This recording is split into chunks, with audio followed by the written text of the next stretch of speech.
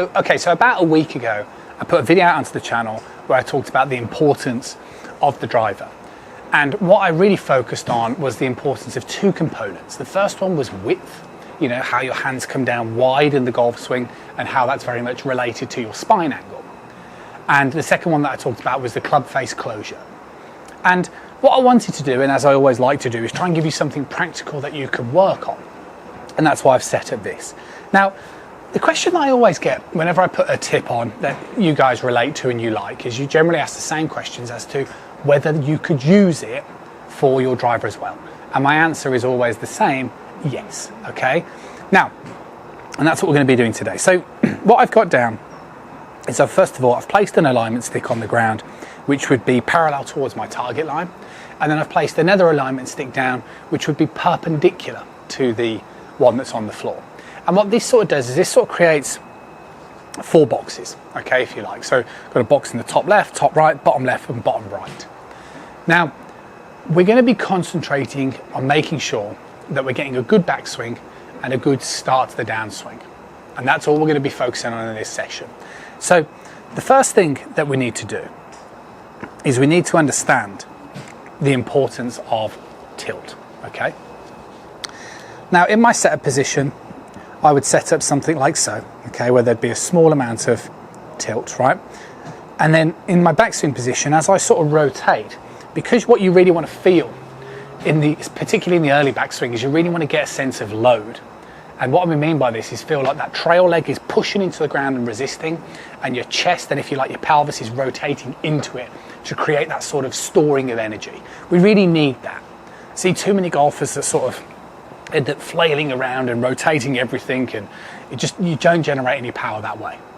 So that's the first thing. Now, what happens, and this is exactly the exercise that I'd want you to do, is you'll sort of notice that if you sort of rotate your chest, or if you like, rotate your back to the target, whilst keeping an element of resistance in that trail leg, you'll start to sort of naturally create an element of tilt. Okay, so that basically just means if you were to draw a line vertically through my lead hip, you can see the way that my spine is angled away from that. Now, I personally, you know, I'm still staying centered, okay? That's one of the confusions. So, you know, one of the things what scares a lot of people is they go, well, if my head moves slightly towards my trail side, doesn't that mean that I'm sort of moving off the ball? No, you can, if you really want to, stay completely vertically in the backswing position. My hesitation with that is that, as I stated in my video I did last week, is everybody gets a bit steep, okay? So I personally prefer to encourage golfers is to rotate the chest so they get an element of angle like so. And the feeling that you're basically getting is that your head would be moving into the top, for a right-handed golfer, my top right quadrant. So this one up here, okay? Now, that would be the really important thing. And it would be exactly the same with the driver. We would create a little bit of tilt. We'd obviously keep the canes however we like, so relative to, I would say, the ball position would be absolutely suffice. And the same again, if I rotate back, see the way it's exactly the same. Now, the reason why that is so important, okay, is because whatever your spine does is going to have a direct effect on your hand path. And what we mean is, what we want to avoid is the hand path coming down too much like so. We need the hands to come down wide in the downswing. And the reason why the hands come down wide in the downswing is because of the spine. Okay, so if we go back too vertically with my spine and then we start coming down like this, the hands come down like this, and then you're going to get stuck and steep. And from the side-on perspective, that will be that common this way and this way. So that's what we're trying to avoid.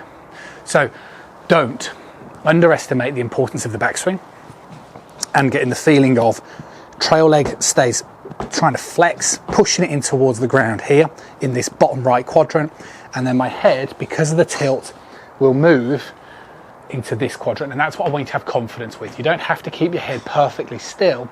It's acceptable for your head to move slightly towards for a right-handed golfer, right-hand side. Now, because you've got your tilt, okay, then everything can now move in the start to the downswing. And that's what I want you to feel. Okay, so I want you to concentrate on getting here, okay, and then moving my weight pressure progressively in towards the bottom left quadrant. And because of my tilt, my head can move slightly towards my lead side as well. If you get too vertical, which again is the common problem, then the recovery position from here is to really slide the pelvis to reintroduce the tilt, and I feel like you might get a little bit stuck doing that. And this is the same with driver. Okay, so even with driver, you get here, it's acceptable because you've got your tilts that you can move slightly towards your lead side and your head can move. Okay, like so, right? If we get too vertical, then that's going to be a problem.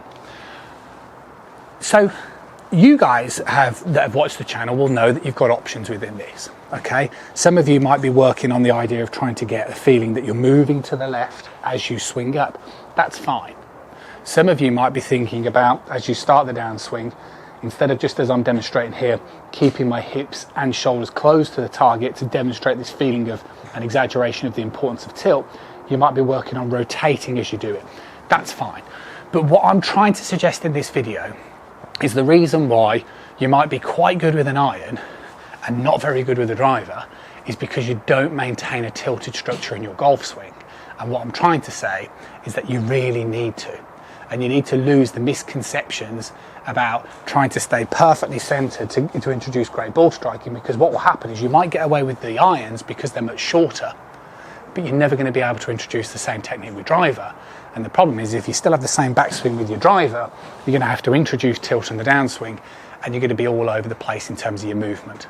So the simplicity of the drill is just practice this, and then just move to the left, and you can feel like your weight shifts in towards that bottom left quadrant. You can feel like your head kind of just allows everything to move. Okay, but like I said, it's not this way. My head's not moving into the top left quadrant because of the simple fact that I'm maintaining that tilted structure, and that is such an important thing to do.